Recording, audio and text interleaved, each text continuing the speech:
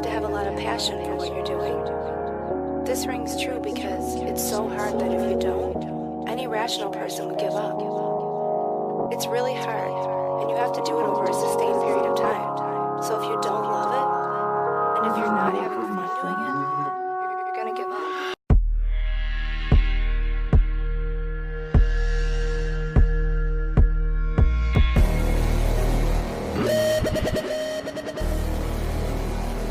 So welcome to another episode of Jonsuntitledpod, a partner of MoshPitNation.com. This episode's guest is Dan Jacobs, guitarist for Atreyu, and with me, as always, as the co-vocalist in this podcast, is Mr. Daniel Terry. How are you doing today? I'm doing pretty good. I'm kind of the rough vocalist, whereas John is the clean vocalist. Oh, I don't know about right now. My throat is pretty scratched up and rough. I've been catching that I've been fighting off whatever cold's been going around. I made a huge mistake this week, dude. I shaved my beard off, and now my lips are all chapped and stuff. And I'm like, why did I pick this week to do that? And yeah, no, my throat's been scratchy. I've had sick kids. I've had just so much garbage going on in my own body and in apparently other people's bodies as well. Which actually ended in a really funny story of my own daughter puking on the couch of Joe from Discography Discussions. Puked all over his couch. I'm just assuming she didn't like his hot take on whatever band you were talking about. Yeah, I mean, she was upstairs. She couldn't even hear us talking, but she just knew. Yeah, whatever it is that he said must have been wrong. Therefore, she had to just expel it.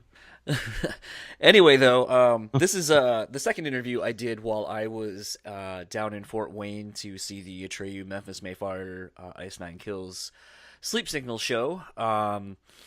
This was a fun one. Dan is someone I have long admired as a short-statured guitar player myself. Dan has always been one of those people where I go, look at that, you don't need to be super tall to be, ruggedly good-looking and play guitar and all that stuff. I mean, granted, I don't have the good-looking part either, but, I mean, still. Oh, sorry, this was the part where I had to jump in and be like, no, John, you're good-looking. No, I thought you were actually, no. I was actually waiting for you to be like, yeah, like, back in the late 90s, early 2000s, it was a lot of, I mean, I got to kind of look over at, the Swedes over in soil work and things like that. You just got these, like, 6'2" model-looking motherfuckers, like, playing guitar, or, like, crushing guitar. Yeah. Seriously, though, soil work dudes are always good-looking. You're just like, what the fuck? Yeah, I mean, it's almost with, like, I don't know, maybe this is going to sound like a loving version of categorizing people, but pretty much most dudes from Sweden and women from Sweden are all good-looking. I don't know if it's something in the water, if it's their healthcare system, or what it is, but for whatever reason, they're the country that can even make extreme metal sound good and listenable.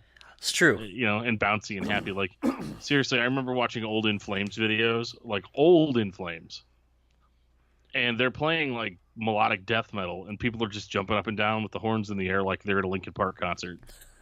It's just the craziest thing. Yeah, and speaking of the craziest thing, I had a really fucking crazy drink. I don't know if I mentioned it on the Matty Mullins episode, but the drummer of Ice Nine Kills, Patrick Gallant, I'm not exactly sure how to pronounce his last name. I should learn it, though, because in theory he said he's going to come on this show. I'd also want to take a moment to say apologies if you hear me clearing my throat quite a bit. Like I said, I want to get this episode out to you guys, but I am kind of fighting a cold. But no, Patrick is a bartender down in the Buffalo, New York area, and so every day of the Atreyu tour, he makes a completely different cocktail for that day. And so the day, because I'm not drinking now, I'm having a Sprite Zero, so enjoy that tidbit. Tasty. It actually is pretty good. My wife has gotten me into the diety drinks, which I used to think were garbage. All that being said, though, the drink for the day of the tour that I was at was his take on a New York sour. So basically, it was 3 dashes of bitters, half-ounce simple syrup, three-quarter ounce lime juice, and 1 egg white and 2 ounces of bullet bourbon. Basically, you'll dry shake that without ice to activate the egg white, wet shake with the ice, pour, let it settle for a few seconds, and then float on the top some red wine, which he used a cab on top. And I gotta say, it may sound like none of those things should go together, but it not only was it a very pretty looking drink because of the bullet being the brown, the bitters, and all that kind of stuff, and then you get this like frothy top with like a little bit of red, from the wine splashed on top. It actually all really worked really well. It was a very delicious drink, and I think they could definitely get you into trouble because you don't really taste any one thing. But basically, you're between the bitters, which I think is like 4%, the bullet, which I don't even know what the fuck that is, and then wine on top of it. It's like, I'll mix my beer and my liquor, but I've never thought to mix liquor and wine and be like, oh, okay, Jesus juice, here we go. Right. It's actually the super soldier serum. Yeah, actually, over the weekend, I got my hands on a new beer. Well, it's not new, but it's new to me, from Narrow Gauge Brewing Company called Cloud City IPA. Okay. And so Narrow Gauge is run by this dude named Jeff Hardesty, and the dude is like the king of IPAs here in St. Louis. He's made some of my favorite IPAs. He did Fallen Flag, which is my current favorite. And second favorite is his Hoppy Meal, double dry hopped, and I mean it is just outrageous. The first time I ever went to Narrow Gauge, actually, me and Jeff from Discography Discussion went to Narrow Gauge Brewery, with a guy named Dustin, who used to run a podcast called Drunken Lullabies. Sometimes he does new episodes, but anyway. He came down there and we drank pretty much all the samplers. Like it was like 3 or 4 plates of samplers, and these are all like 8% beers or whatever. But pretty much any IPA from Narrow Gauge is like pretty much the best you can get out here where I live. Yeah, that actually sounds really good. I was trying to think of a beer I actually had today with my lunch after cleaning my whole house and all that kind of stuff, and I do remember it all of a sudden. So I didn't drink. I'm not drinking a beer now, but I had one earlier, so it counts. I had an Austin Brothers Mucho Mango Smoothie IPA. Ooh. It was good. It was interesting. I was expecting more of like and granted with an IPA you shouldn't expect a cream ale kind of flavor, but with the smoothie part of it, I was expecting a very smooth, finish to it. And the other one that there was that I really wanted to try, but unfortunately I ate my meal and drank everything, and then it was time to go, so I didn't have time for a second beer. But was an ectoplasmic orange. So I think it was supposed to play off of like the ecto cooler. I think. That's interesting. I want to go back. I was at this place called Hopcat. I know you guys got them in Louisville. It's after looking up all the locations. So yeah, or St. Louis. St. Louis, yeah, it's okay. Same difference. Toomey's Louisville. Terry is St. Louis. There's too many things that are the same. Tees, Toomey's. I know. And we all do these like weekly podcasts. It's insane. You're always in my ears. Absolutely, but yeah, it sounds like a playoff of Ecto Cooler. Yeah, it's so weird too. Like, cause I used to have Ecto Coolers on the regular.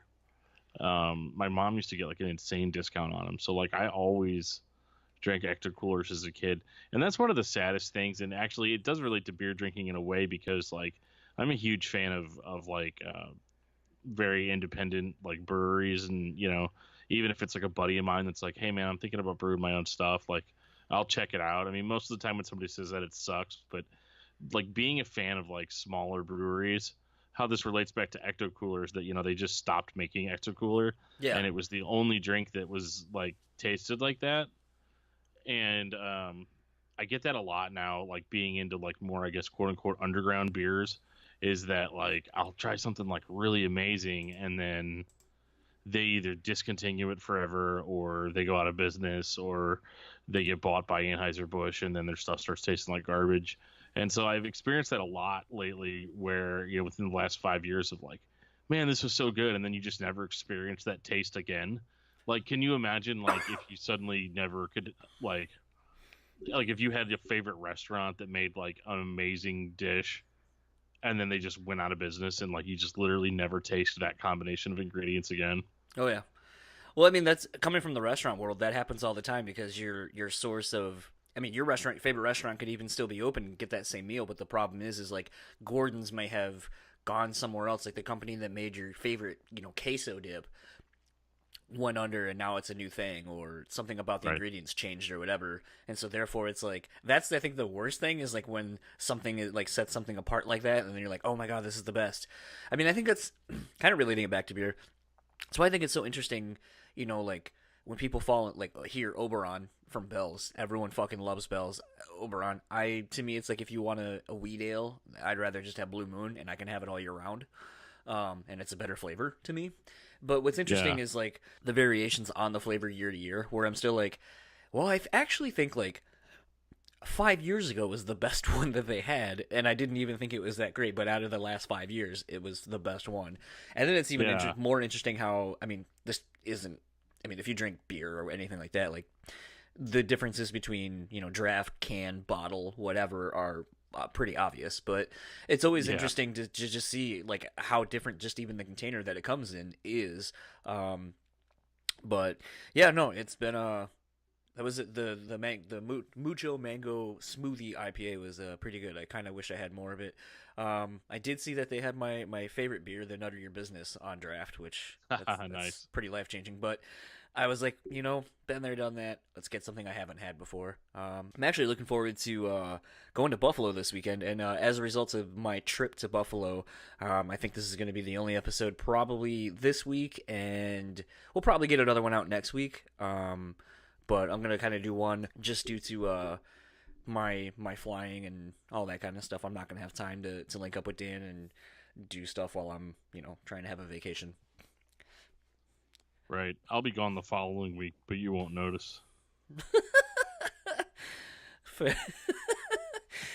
I go out of town frequently for my work, and seems like we never end up. We always end up recording everything in such a way that you never notice that I was actually gone. Right. And something you will notice is, speaking of drinking, and our guest, Dan Jacobs, you'll notice Porter McKnight makes a fun little cameo in this. Right in the middle of my interview, I just feel someone over my shoulder and a cup come into my face, and it's a shot of whiskey. So much to what Dan was saying last week, or the last episode, basically, of, you weren't really hammered at this point. That was the first drink I had, and then pretty much at that point, since the interview was done, I was like, okay, now I can have fun and let loose. But again, huge thanks to Porter and the rest of the Atreyu and the whole package as a whole for being very generous with the space that they had. They basically let us into their green room, which was kind of the home away from home for them for the day, and everyone was super nice, and more to the fact, super nice to my wife, which goes a long way with me. If you're nice to my wife, even if you don't have to be, I think it kind of really, speaks to the character of everybody involved, and everyone couldn't have been nicer. Definitely tried including her. I think it also helps that almost everyone's married, so they definitely know, like, oh, don't leave the woman out of this thing. We're all adults now. Yeah, I think that's the biggest thing, because like teenage dudes, like a guy shows up with his girlfriend and they're like nobody speaks to her at all. Yeah. That sort of thing. But dude, we're all almost, some of us are almost pushing 40 now, so it's like, yeah, that stuff goes out the window. Yeah. And speaking of getting this out the window, that's a bad segue, but it's going to be as good of one as I can get. Let's get into my conversation with Dan Jacobs of Atreyu, and we will talk to you guys later.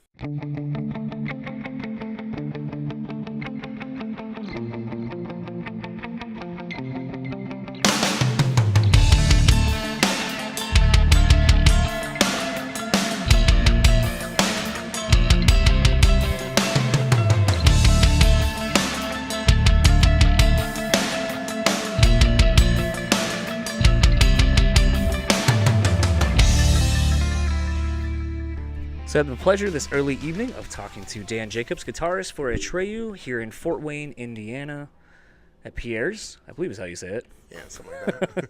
I've only been here one other time to see Gojira. It was a pretty good show.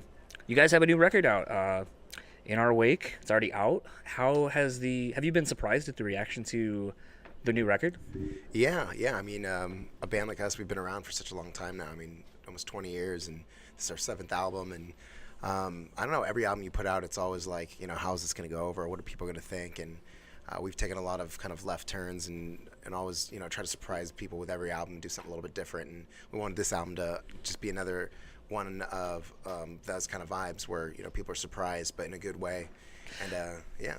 Yeah, it's been kind of funny. Like, when I was talking with Porter a while ago before the record actually dropped, he was saying that there's a lot of left turns to come. And, at the time I didn't know that you guys were working with Feldman again, but I think, I had made the comment once I finally found out that it's like, that was at the time one of your biggest like kind of left turns for a lot of the fans. And it seems like, every time you work with him, he just brings out this different side of you guys that I think really is interesting as a fan and a longtime fan to just see like how that working relationship between you guys as the band and John Feldman just creates really interesting things, and more so to the point, and I can actually talk to you about this, is, like you guys experimented a lot with your guitar tones on this record. And I mean, like your clean tones, like some of the actual like effects you guys are using and stuff like that, like I honestly can't really point to much any other record where there's been that much experimentation in the tones. So what led to that? Like, was that something you guys were already looking at doing in the songwriting process, or is that something that John's kind of like, like let's throw a flange or some weird crazy effect on this and just kind of see how it turns out? All of the above. I mean, we've always been very experimental, and especially nowadays, even more so because of technology, makes it really easy. We used Kempers for the entire album was recorded on Kempers. I mean, every once in a while a pedal would come out here and there, but almost every effect that we need to achieve can be done through the Kemper, or, there's a plug-in or something on, on Pro Tools or whatever, where you can just do everything digitally. So it allows you to get creative on the fly a lot faster and capture cool ideas in the moment, whereas in the past you could spend an entire day getting a guitar tone for a song, and it's just more because it is so much faster, it allows us to be even more creative and add way more crazy stuff, whereas like I said in the past, because of how long it would take, we didn't have enough time to really experiment as much, so that's why that allows us to do it a little bit more. With the Kempers and like the AFXs or AXFX or whatever they're called and stuff like that, you guys had a pretty tried and true sound for a while on your records. Did you find that having now having this, like, I've seen a lot of people like fuck these amps now, like it's just this, it's so much easier to tour because you can literally fly with the thing, as opposed to here's my cab, here's my cases, like all this extra gear. Have you found in the last 2 record cycles roughly that it's a lot easier to just have that as opposed to having all like the amps and pedals and all that stuff? 100%. I mean, see, the whole thing nowadays, before like more was more, and now it's all about less is more, Right. I mean, it's all about production, as far as the eye candy of things, but as far as your sound and everything, I mean, especially if you're more of a working class band, where every dollar really counts, and you don't want to be blowing money on gas and things like that, and space and all these things, just lugging tons of equipment around. So being able to have almost unlimited tones. I mean, you can download thousands and thousands of effects and tones into your amp. And if you're a guitar player, like most guitar players, where every few weeks all of a sudden you're kind of like, man, I'm kind of over this tone, I want to, I found a better one, there's always another one, This allows you to do that, whereas you're not just kind of stuck with the amps that you have on the road and that's your tone the whole tour or whatever. What's been a tone that I won't say stole, but like what's been a tone that you were able to now have as a result of the Profiler that you are like, oh my god, I always wanted this, but like I couldn't figure it out or whatever?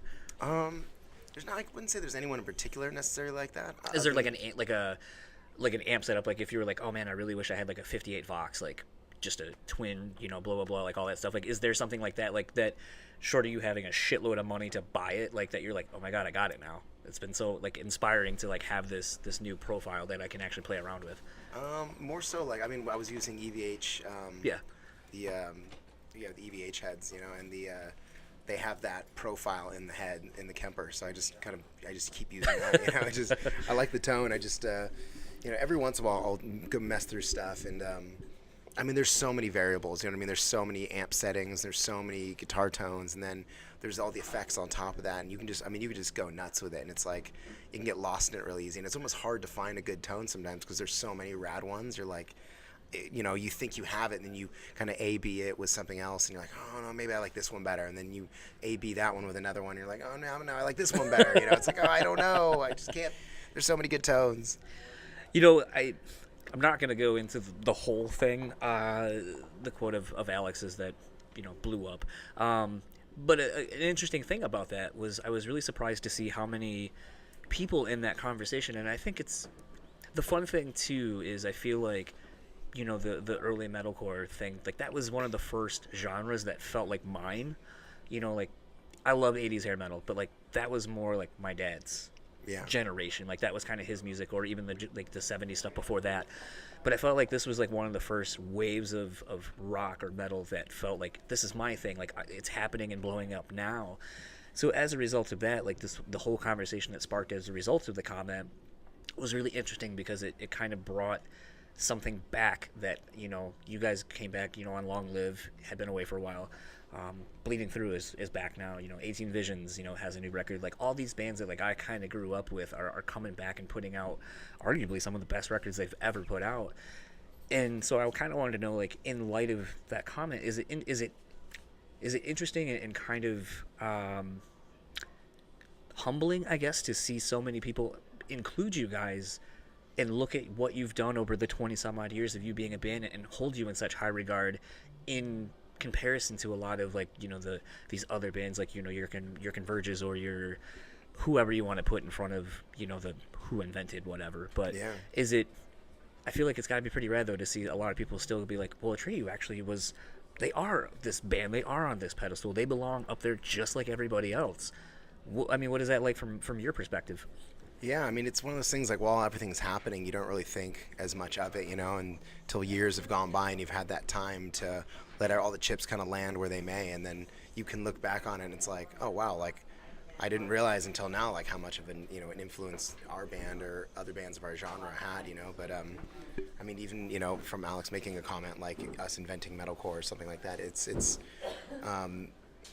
you know, to pinpoint exactly where anything came from is, you know, almost impossible to an extent, you know.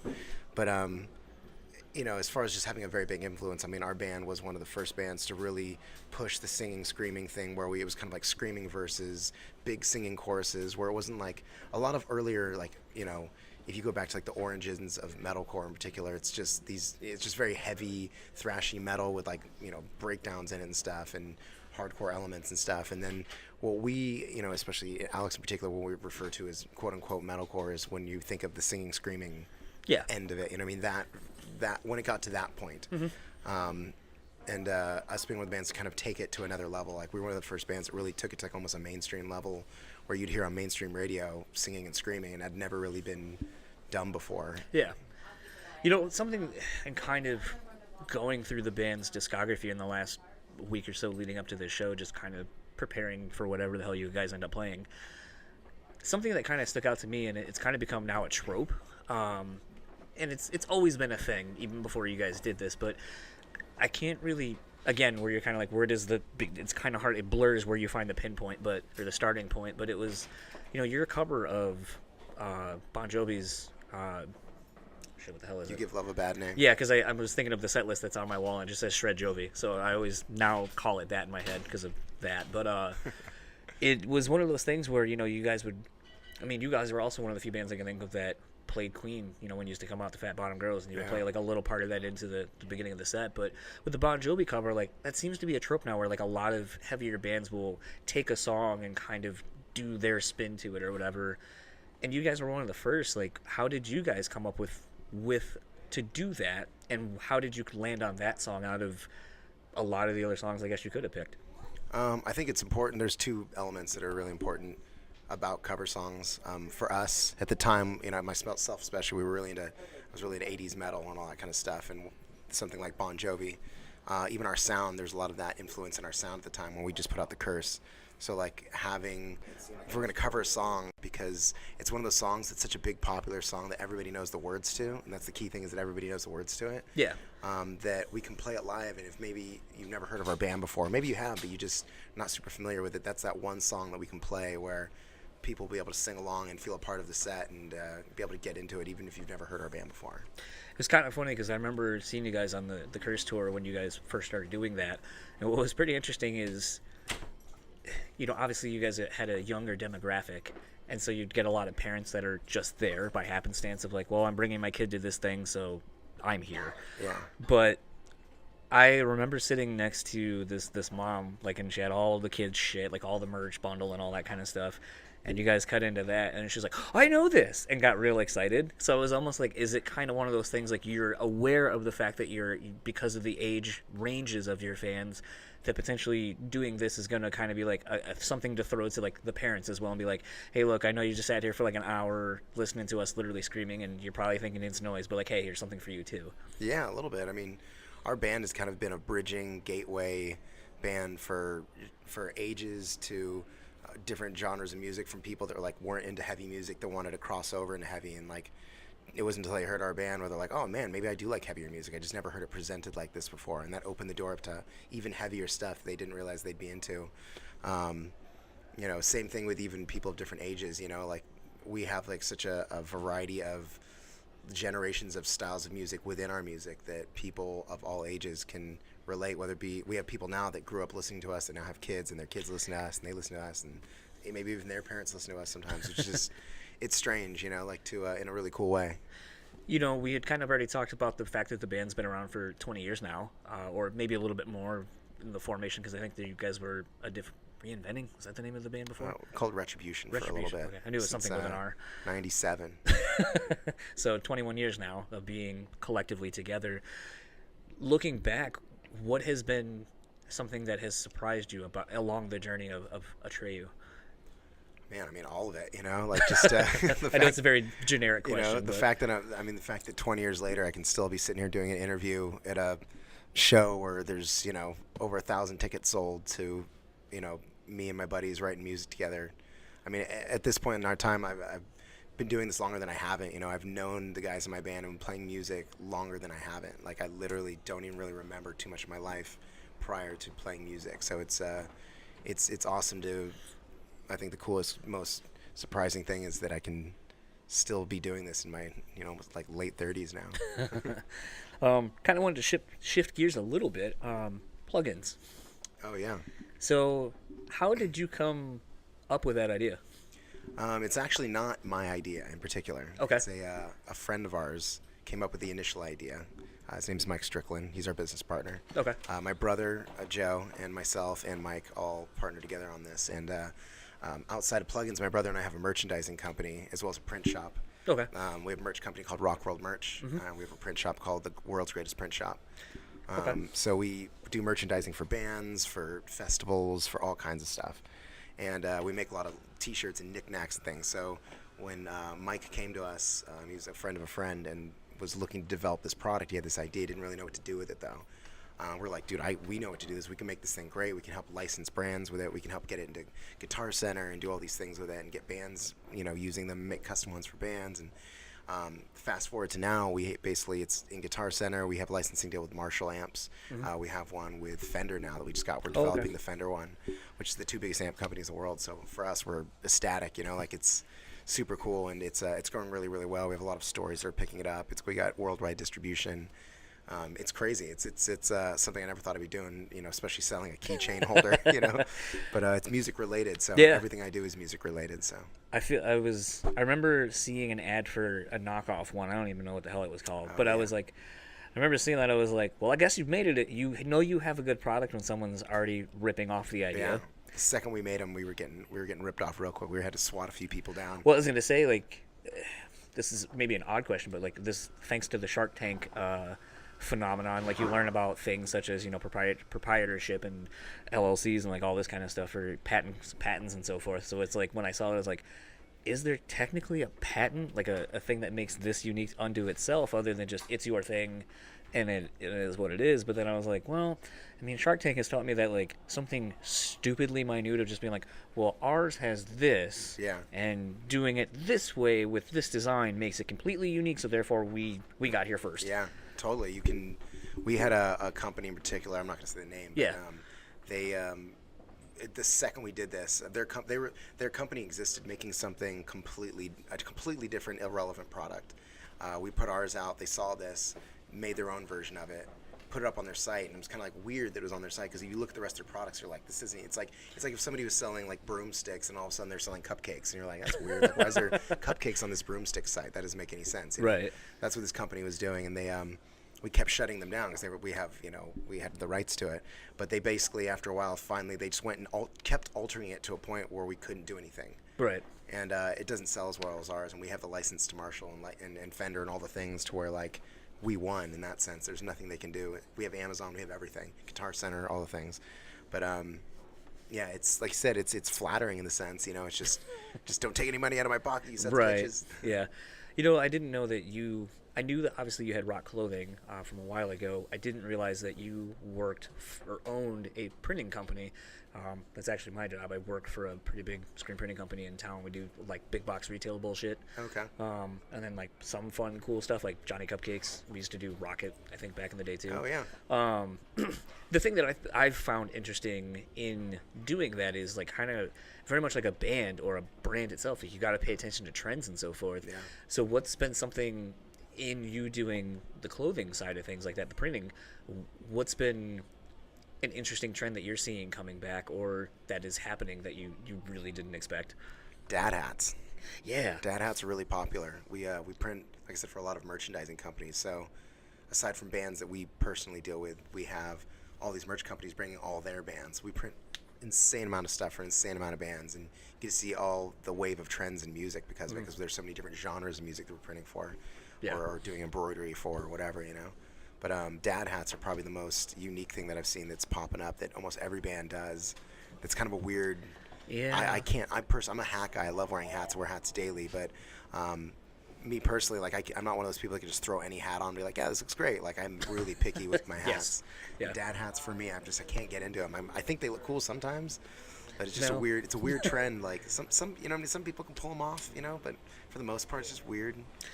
Yeah, I think for me it's been, although it seems to be waning already, but the weird like custom tie-dye stuff. Yeah, that's really popular. Or like right the now. bleaching.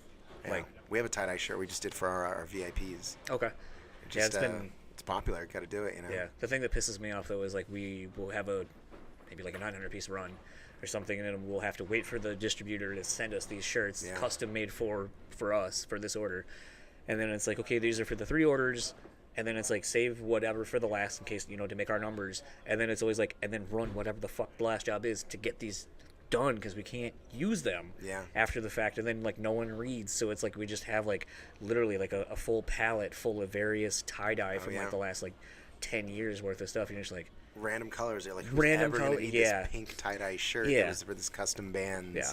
Yeah, like the cabbage coleslaw looking crinkle cut one, and you're just like, oh god, this is terrible. Like, and it feels like shit. Yeah, it's such. And then like the thing that gets me too, and I don't know if you've ever experienced this, is when the customer will be like, well, the print didn't really, because the tie dye, like it kind of obscures or it doesn't print the same on everything. It's like, well, the tie dye is not the same. Like we can't tell someone how to. We'll make sure like the center of the chest is like all white, so that way like the graphic will look good. Yeah, it's like. No. Trying to explain people how it really works. Like most people don't understand the whole printing process or how producing clothes works. So it's like, how long is it going to take me to make my stuff? And it's like, oh, man, it'll be 1 to 2 weeks. And they're like, 2 weeks? Like, I don't. What it takes so long? It's like, well, you're not the only person that I'm making stuff for one. Two, there's so many variables. Whether you said like ordering the blanks. If one thing goes wrong, those blanks don't show up on time, or the order gets wrong, or sometimes even the people you ordered from put the order in incorrectly, and you're in this rush order, and all of a sudden the shirts show up and it's the wrong color, and you're like, oh my god, I don't have time to fix this. Like, what am I supposed to do right now? I did everything right, but somebody else along the line messes it up. And I think a fun thing that I've learned is, thank you.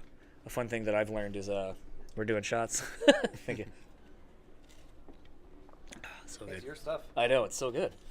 Did you have any of that yet? No, I have weird guts, so I haven't been drinking this tour. Well, I had to stop halfway through. Oops. Kind of been wrapping up, though. I kind of wanted to talk a little Seinfeld. Sure. How do you follow the Modern Day Seinfeld Twitter page? No, I haven't. I mean, to be honest, my Seinfeld, I went through a big Seinfeld kick about 3 years ago where I was just obsessed. I think it's something everyone goes through, honestly. I had never, when I was younger, I never was into Seinfeld. Not that I didn't like it, I just never paid any attention to it or thought much of it, or just never crossed my radar, really. And then a few years ago, I just got obsessed with it. Probably over the past, maybe even 5-6 years, I started getting really into it. I went through a 3-year stint of just loved it, to where I built a custom guitar that was all Seinfeld themed and all the things. And it was kind of funny. I mean, it took a while for the guitar to show up for whatever reasons, but by the time I got it, I was kind of like over my Seinfeld kick, where I'm like, I mean, I'm stoked to have this now. But like, you know, the joke's over though now. You know. No, actually, I feel like that actually is more Seinfeldian. It is. The fact it's almost like the Chinese restaurant episode where you're so into it and you're like, okay, and then you're just waiting for it and you're waiting for it and you're finally like, should we tell him that I don't want it? Who cares? Let's just go. Yeah. Seinfeld 4? And you're like, oh, I got my guitar. That's funny. It's one of those shows like my wife hates. She's like, it's so stupid, and I was like, yeah, it is. She goes, it's like about nothing. I go, it's exactly the point. That's the point. It's yeah. the point. It's a. I love that when they do a show about pitching a show Yes! about nothing. Yeah, and they're like, that would be terrible. No one will watch that. The whole it's concept very is fourth wall. Seinfeld. Yeah. I recently saw that you've been doing comedy too. A little bit, yeah. How? I would assume comedy is not something that you're just like all of a sudden one day like, oh my god, I love comedy. I want to do this. But I feel like it's something obviously you've probably loved for a long time. But at what point do you start studying it, I guess, and kind of figuring out the ins and outs of how to, you know, put together a joke and put together like maybe a tight 5-minute set that you know everything's good and all that kind of stuff to where you feel comfortable going to do it? It's tough. I mean, for me, like, I had a lot of downtime in between our last record cycle, you know, and I was like, man, let me just try something new, you know, like just try something fresh, you know, and I like being in front of people, and I like making people laugh and stuff. So I was like, maybe stand-up comedy could be a thing, you know. So I have a lot of interesting stories and funny shit I get myself into. I'm a pretty animated guy, so I'm like, I'll try my hand at comedy, you know. And I ended up going up I've gone up 10 times so far, and it's really tough. It's really hard, and it's I don't know, like I try something different every time just to kind of see, you know, how it works and what works and what doesn't work. And I've had some stuff that's gone over okay, and I've gotten some laughs, and I've had some stuff where it's just crickets, and I'm like, oh my god, this is so awkward. Which is worse, bombing as a band in front of people or bombing solo? You know, because bombing's a band. At least okay. It's not fully all my fault. You know?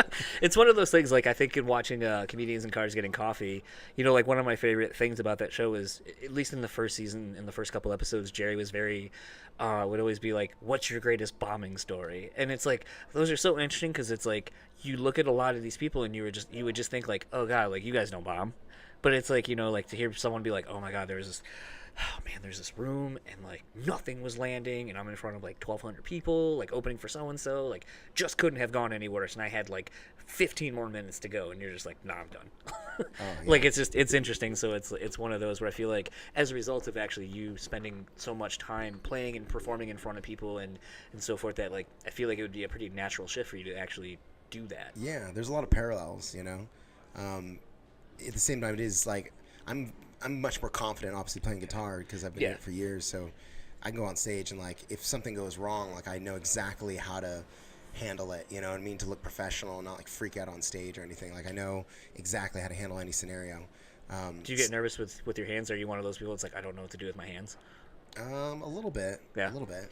But with comedy, it's just like, you know, if you go up there and you something goes wrong, like you just panic. Like I've had it where I've gone up before, and like I'm a storyteller a lot of times. I want to tell a story, and I have a story that's maybe 5 minutes long, and all of a sudden 3 minutes in the story they give me the 1 minute flashlight. Oh yeah. And I'm kind of like, I've been rehearsing this as a 5 minute bit for a while, and now I only have 4 minutes, and I don't find this out until I'm in the middle of the bit.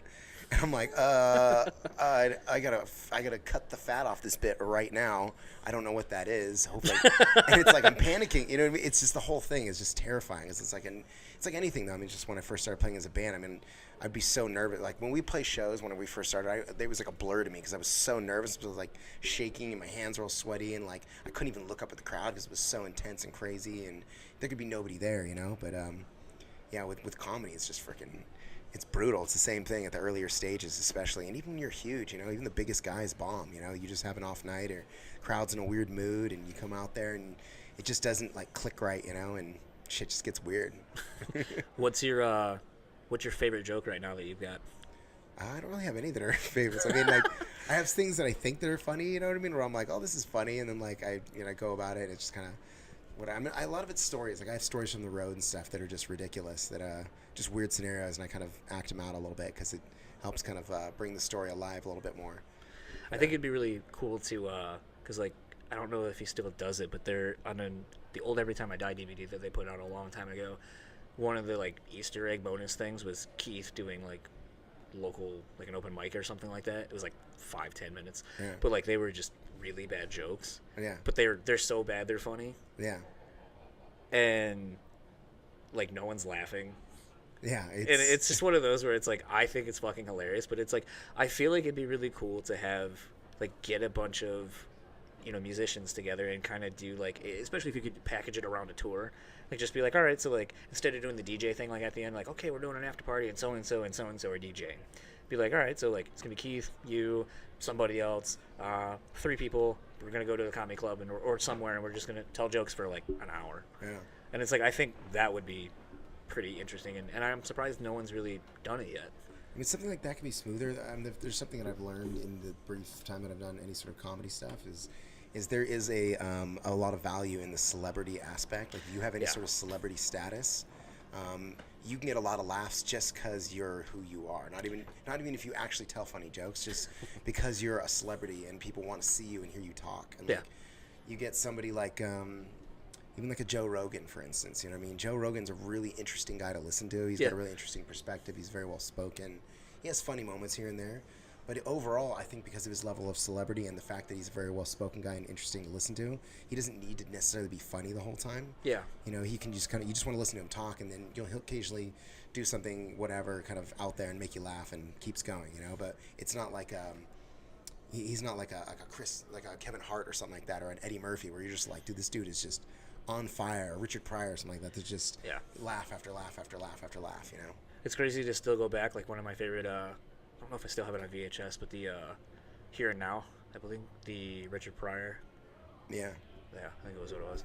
I used to watch it, wear that thing out. Like, and it's like I knew all the jokes that were coming, I knew all the bits, but it's still funny. And it's so like it's crazy that you can like even like if you go to like back to like some of the old Dane Cook stuff, it's like he's incredible. And it's like it's kind of weird that like so many people shit on that dude. That he but became like this douchey comedian guy or something. But it's like if you really go back, like before he was douchey guy, like he was kind of fat and like Simon Says, Dennis Rodman movie era, like.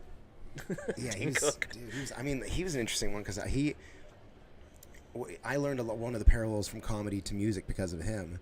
And it was because before he was famous, and this is back in probably 2001, something like that. My girlfriend at the time introduced me to him. She had a CD, his first CD, whatever. I remember hearing these jokes. I'm like, oh, this dude's really funny. And then fast forward a year later, he was playing at the Improv by me. I went and saw him, and he was doing those exact same jokes. And I'm like, oh, it's a year later. I'm like, oh, it's interesting. This is it's almost like the guy is touring his album like a band, And then fast forward a year or two after that, he was huge, and he was in movies, and he was doing arenas, touring the same album still. Yeah. Doing the same jokes. And I was like, man, that's so interesting because it's just like a band, these jokes are just like songs that people just want to hear them live, and in the moment, as much as they enjoy listening to them on the CD, the in the moment is a whole other thing. I've always thought in that regard it's a very weird thing to do because yes, it is what a lot of fans want, is to hear the hits. Yeah. But I feel like it's weird that people would be not upset with a comedian with recycled material. Yeah, but it's like, what's to me like half the fun of going to see bands or whatever, or to see a comedian is like you don't know what you're gonna get, and sometimes like going to see Moshe Kasher and some of those other people, they're really good because they just kind of whatever the crowd is giving them, Moshe ended up because they always stick me up front, and I feel like it's because here's this fucking tattoo guy, it'll give somebody something to bounce off of and everyone can laugh at. And I remember he was like, oh, real strong, and I was like, no, it's an illusion, dude. You want to make people not realize you're fat, just tattoo yourself, because the fat then looks like muscles as a result of the shading and so forth, as a joke. And then he ended up telling this crazy story about how he was big into being a DJ and used to play with Bass Nectar dude or somebody like that, someone super big in that scene. And I was like, really? And he was like, yeah. And he's like, oh wait, yeah, we're at a comedy show. And then starts telling jokes again. But it was kind of crazy that for a minute there's that human interaction. And to me, that's what's a lot of fun of going to comedy is the unexpectedness of the whole night. I mean, the only thing I know that's going to be a constant is I have to have 2 drinks. Yeah. That's it. Kind of in wrapping up though, because I don't know what you got to end up doing, but where can everyone find you and the band and any of the other things you would like to plug? Me personally, if you go Dan Jacobs on Instagram, that's kind of the main place I do stuff. I mean, I have Facebook and stuff. I don't really go on. That's more like my personal stuff. But as far as publicly, it's Instagram. Atreyu Official, if you want anything Atreyu, that's our webpage or our website, or whatever. It's the same with our Twitter, Facebook, Instagram, especially. That's where we do most of our stuff, is Instagram. If you want to check out my keychain, guitar amp plugins, amp holder things, you can go at Pluginz Keychains is our little thing for Instagram. If you go to thejackrack.com, you can check out our website if you want to purchase them and whatnot. They're on Amazon. That's kind of where all the goodies at. And then I always like to end these out to a song. So what would you like me to end it out to? Let's do House of Gold off the In Our Wake, the new Atreyu album. So that was my conversation with Dan Jacobs of Atreyu. Dan, not Dan Jacobs. What did you think of that? Should have been my intro. God damn it. Dan, what did you think of that conversation? I think it was really natural, dude. One of my favorite things about good interviews is they sound like two dudes just sitting there at a bar talking. I mean, you're not entirely wrong. That was quite literally what was happening.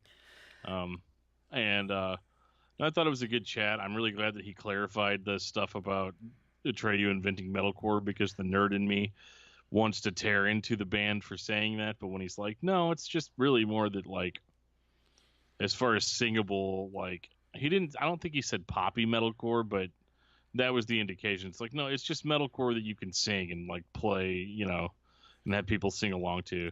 And I do like that he said, he's like, before that, it was just like really hardcore, like thrash with like breakdowns and stuff. That's all metalcore really was.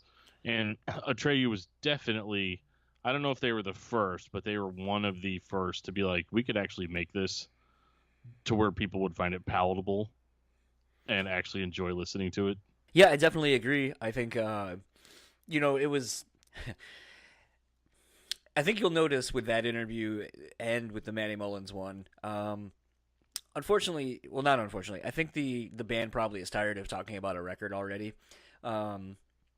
So to me, it was like, okay, let's talk about this new thing that you're trying to promote a little bit, but then let's just like have fun and talk about, like, I know he loves Seinfeld, although it couldn't have been funnier that by the time he was like really into Seinfeld and wanted this guitar with the lobsters on it, the Costanza thing actually it's a Kramer shirt thing, but he wanted this Seinfeld based guitar, and by the time he got it, he's like, yeah, I was kind of already over it at that point. And it's like, isn't that the most Seinfeld thing that could have happened to you? Right, yeah, you guys went on and on about Seinfeld. I liked the bit about stand-up comedy, though. That was all news to me. I didn't know that he was as into like stand-up. Yeah, it was something. I mean, I think that's the thing too, and I've kind of seen some people comment on this in other interviews and in Facebook groups and so forth, where it's like, if you're going to interview someone, find something that a million people haven't already asked. So it's like, I kind of wanted to talk to him about the conception for the gaff tape ESP Explorer that he has, like, that he always uses. And just basically, like, yeah. I kind of wanted to be like, have you noticed, has, like, the gaff tape industry, like, sent you a thing, like, thank you for using pink and, neon green gaff tape. We've noticed sales have gone up since you've been around. But it's one of those things where it's like, enough people have asked about his guitars, enough people have asked probably about this record, working with John Feldman. It's like, you're 4 months into a new album cycle or so, and it's like, you all have probably been beaten to death about a lot of stuff about the band, so it's like, let's make it more personal to you. And I don't know if people are going to like that, but I feel like that makes this interview more unique than any other interview you're going to hear with him. I mean, at this point, the album, we have it. So any questions that we have about the album can probably be answered by listening to the album. But no, what I liked, one of the things that I feared, where I was like, oh, okay, cool, another Atreyu interview. Was how much of a fanboy I am. Right. I was like, how's this going to go? But like, this was a vastly different experience than the Porter interview was, where he got really personal and deep and, like introspective. And this one was a little bit more of a lighthearted kind of fun conversation. And I think that just shows the difference in people. I think sometimes we like to think of bands as soulless, faceless entities that only create music for our pleasure. And getting to kind of look behind the curtain more so in a way, more than in just a behind the scenes studio footage or, this is the kind of pedal I used in order to make this sound like, but to actually get a good feel for the people in the band that you like, I think that's ultimately more important and more engaging than just information about the music. Because like we're gonna have the music, we can listen to the music. Yeah, most definitely. I also think, in context to the Porter episode, though, I mean, that's a difference of, him and I getting to know each other over the course of a year and a half versus this is the first time I've ever talked to Dan at all in any way, shape, or form. Right. So there's a little bit of that feeling out thing. The interesting thing to me, and I don't really know, because, I can't take myself out of the scenario because I can put myself right back in the seat I was in talking to Dan. So I guess I'll kind of ask you this. Does it seem like when some of these interviews we've done, whether it be Dan, whether it be Maddie, whether it be whoever, we end up talking to, that as soon as we kind of shift to something more personal, does it seem like they open up a lot more to you, or is it just me? Well, I think that's mostly a you thing, getting people to kind of open up more. But again, I think part of it is just to sit down in person. I mean, if you do almost more in-person interviews than anybody I've ever met, because I think it is hard to open up to somebody over Skype. Like it can happen, and I mean, hands off to the people that have done that. But I think the concept of sitting down and talking to an actual human being adds, a little bit more of like because like think of like if you're on Skype and you ask somebody a difficult question, at that point they could be like, this interview's over, or if they feel uncomfortable and all they have to do is press a button and it's gone. Yeah. But whenever you're sitting down talking to somebody, it's not like you were like digging for dirt or asking difficult questions necessarily, but I feel like we get more human answers out of more human interaction. And so I feel like yeah, I think that when you give a little bit, they give a little bit. Yeah. Well, I think one of the great philosophers asked, "Are we human or are we dancers?" Sometimes I love throwing weird oddball shit at you like that just to see how you react to it.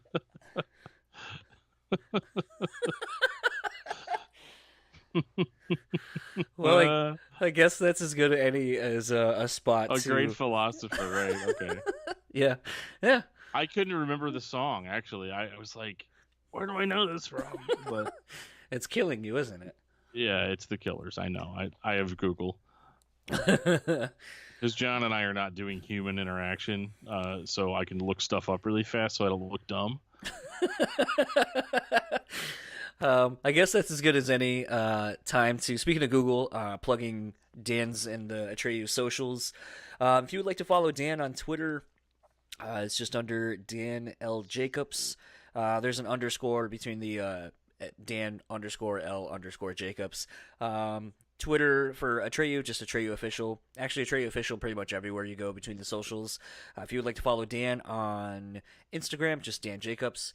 And gotta say, he's a fun follow on Instagram, as is all of the Atreyu dudes right now, because their Instagram stories are a lot of fun.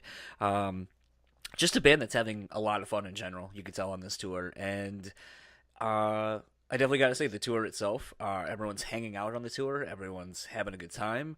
And I think, I kind of wouldn't be surprised if there was a second leg of the tour, because, I mean, shit, half this tour is sold out. So, I mean, there's still obviously a high demand for this tour. It was a great package. Everybody firing on all cylinders. I would recommend that you go, but I think at this point, as of when we're recording, there's only like 3 or 4 California dates, and I believe they're all sold out. So you're just shit out of luck on that.